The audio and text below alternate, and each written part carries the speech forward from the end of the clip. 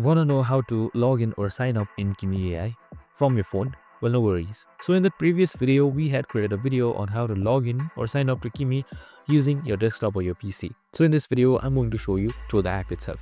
So first things first, what you need to do is you need to install the Kimi application. So we have also created a video on how to install it.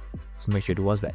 So once you've done all of that, you should be provided with this interface right here. So now once you're onto this interface, here you should be seeing Kimi on the top right here. So you can just simply hold on to it, and here you should be seeing its app icon. Just simply like that. You can just simply open it up. So it should look just like this right here. First things first, if you log in or you have installed. So right here we should be seeing this 3 arrow icon, just simply like that, and here you should be saying click to login right here.